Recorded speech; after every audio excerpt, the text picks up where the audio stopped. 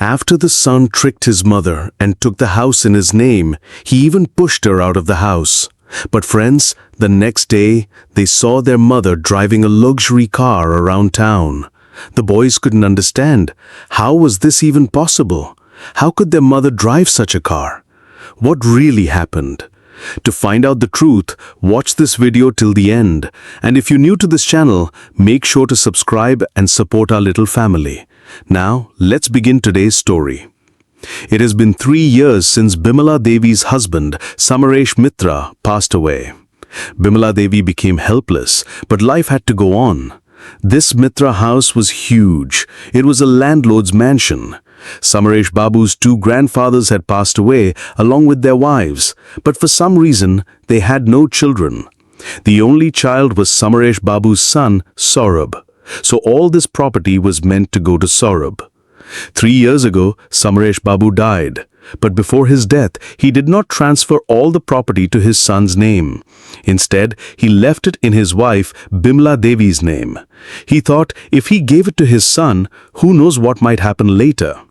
Saurabh had ignored his mother, so Samaresh Babu kept everything in Bimala Devi's name. 2 years after Samaresh Babu's death, Saurabh got married. A beautiful girl was brought into the house as the lady of the mansion. Everything seemed fine initially, but Saurabh's wife Susmita repeatedly insisted that all the property should be transferred to Saurabh's name. This began causing constant tension in the house. The house had very few people left. The only son, 23 years old, was taking care of the mansion. Back in the old days, when the landlord's estate was well maintained, it was his father who managed everything.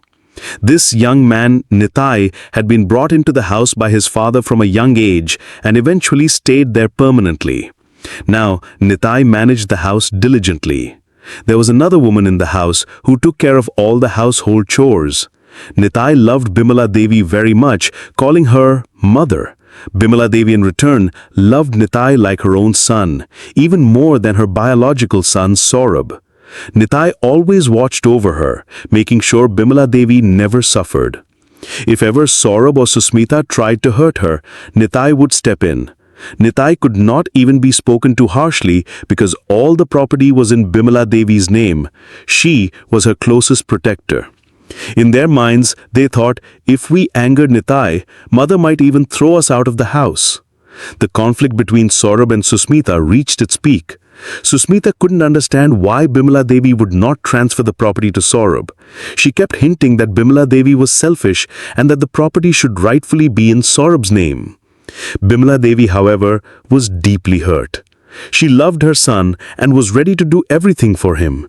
Yet her son and daughter-in-law kept treating her badly. Finally, one day Bimala Devi decided she would transfer all the property to her son. She called him and said, "Since you insist, I will transfer all the property to your name. I am tired of all this conflict. I see you arguing with your wife over this property which I do not like. I will call a lawyer tomorrow and transfer everything to your name. I will stay in just one room of the house. But before I do, I have one request. Never throw Nitai out of this house. Promise me." "Nitai will stay in this house forever," she said. Saurabh replied, "What are you saying, mother? I consider Nitai my brother. I will never let him go. He will always stay here, and you will stay with me. The property will be in my name.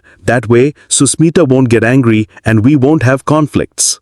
The next day, the lawyer arrived and Bimala Devi transferred all the property to Saurabh. Overjoyed, Saurabh organized a huge party at the house. Nitai was also present. Bimala Devi told Nitai, "Today is your elder brother's party. Never think of yourself as just a servant here. Dress well and enjoy." Nitai dressed nicely for the party. Shortly after, Saurabh asked him to fetch a glass of water. Bimala Devi objected. "Why should he bring water? There are plenty of servants here." Saurabh replied, "Mother, he is not just a servant. He is part of this house." Nitai, realizing he could not argue, felt humiliated. Tears welled up in his eyes. He had only come to attend the party for his master's happiness, not expecting such treatment. He brought the water and quietly left. Bimala Devi went to Nitai's room and gently touched his shoulder. "Nitai, you suffered today only because of me. You did not deserve this. Come, eat something." But Nitai refused, saying he couldn't eat. Bimala Devi understood. You have self-respect. I am not asking you to eat the rich food. I cooked breakfast for you, warm food. Just eat that. She personally fed him. The next morning, everything seemed abnormal. Saurabh and Susmita treated Bimala Devi badly. Despite her innocence, they kept insulting her. Finally, they forced Bimala Devi out of her own room, claiming it was for guests. Bimala Devi objected, but Saurabh said, "Mother, they like your room. Stay somewhere else." Heartbroken, Bimala Devi moved to Nitai's room. Saurabh and Susmita refused to eat with Bimala Devi, citing their status and claiming she was unworthy. Yet Bimala Devi endured.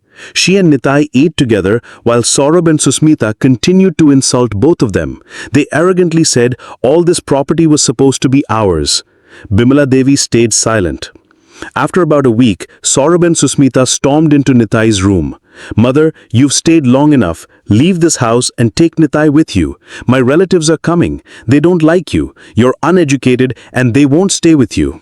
Nitai tried to protest, but Saurabh slapped him and shouted, "Do you dare argue with me?" Both Bimala Devi and Nitai were forced out.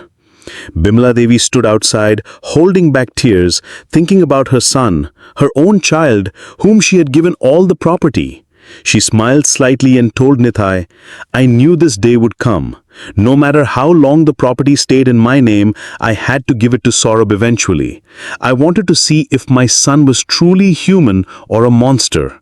I failed as a mother, Nitai, but now it's time." Nitai was distraught, saying, "Mother, I have no house, no money. Where will I go? How will I survive?" Bimala Devi replied, "Don't worry, Nitai. Come with me."